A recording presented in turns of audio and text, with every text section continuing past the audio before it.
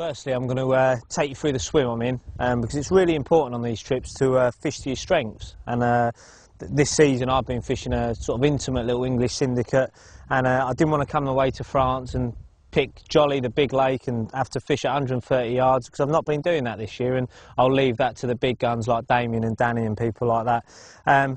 But on this particular trip, the lake is really suited to my type of fishing. It's uncannily similar, the swim, to the lake I'm on in England.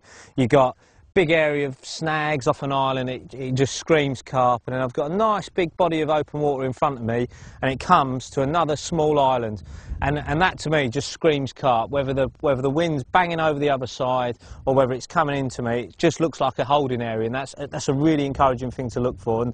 And when the draw was made, this was my top choice of swim. This is where I wanted to be. My whole head was framed around getting in here. So when the draw came out, I came out quite high and I was able to get in here, so I was really happy and excited. And so far the session's gone really well. So I mean, you can have a look. I've got basically a rod just to the left of them snags over there.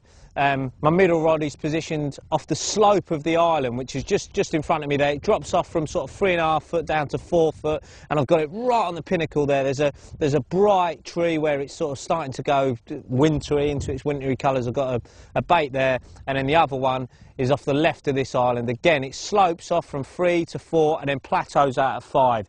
And my left-hand rod's bang on that, and all spots I'm really happy with. At the moment, my runs have been coming to the left and middle rod, but I'll tell you a bit more about the baiting strategy, because I'm going to get some bait in now. Now, baiting approach is really important on these little lakes. A lot of people come away and think small lake, small spreader bait, small amount of bait. Now, I'm not saying go mad and like piling loads of bait when you get here, but what I like to do is spread the bait around. I've got this big area of open water in front of me, and what I do every morning, sort of about just before breakfast, my rods will be wound in, whether there's fish in me swim or not. I know it sounds crazy, but it will benefit you as your session progresses by keeping your lines out of the water and putting bait out. Then fish find an area on the lake which is free of lines, free of pressure, free of hooks, free of danger, and they build up in confidence as the week progresses. They're coming in, they're grazing, and that's what I'm doing. I'm putting 4 baits in a throwing stick, which is quite rare, and literally just throwing them out there. Just not any old ware, but certainly over a nice big 20-30 yard square the bait's going out. And it's just my way of saying to the carp, if you want a free feed in the day, come here. I'm not going to fish for you, but at night I definitely will. And as you can see, that's a 10 kilo tube of boilies, and by sort of baiting little and often, twice a day, I'm keeping the bait going in. It's trickling in, and there's no lines there. The carp are getting used to coming here and feeding.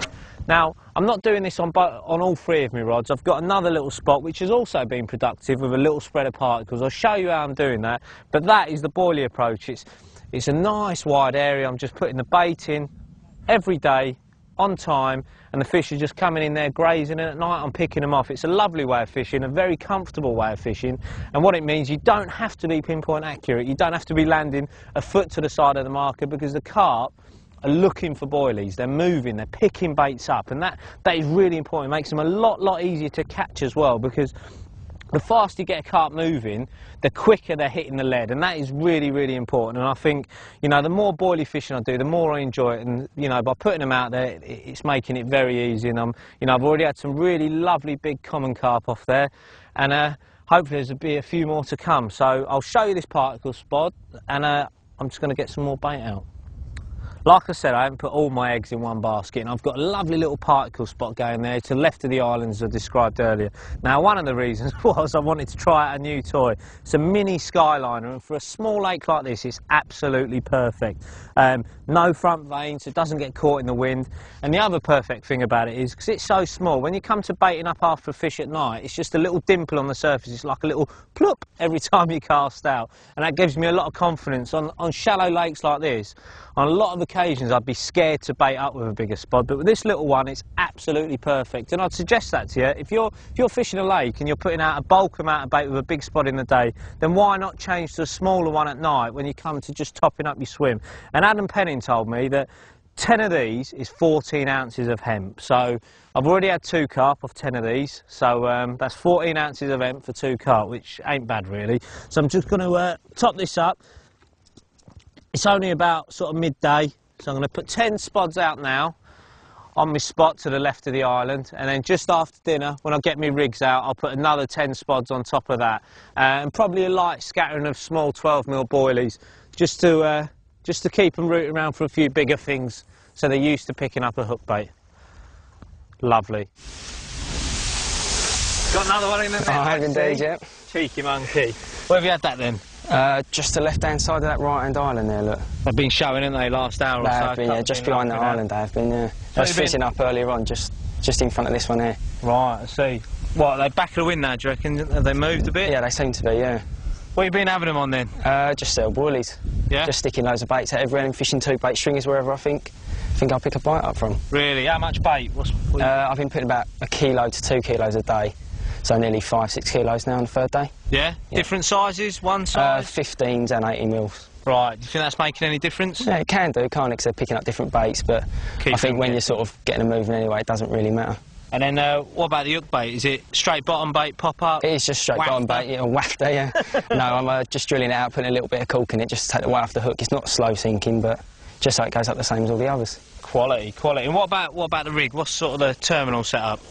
Just a safe zone leader, lead clip on a lead clip even, and then I'm just changing the size of sort of the length of my rigs to where I'm putting the baits. If it's softer, I'll put a longer. Why'd you do that then? Oh, right, go on. Yeah, because if it's a softer bottom, the lead will go in, and I want the bait to be on top of the silt, obviously. So. Right, got you. And do you foam it up, or you got PVA bags on, or anything like that? I've got a PVA bag of 2 or 3 baits, and then I'm just putting a bit of foam over the hook to, so nothing marks the hook when it goes down.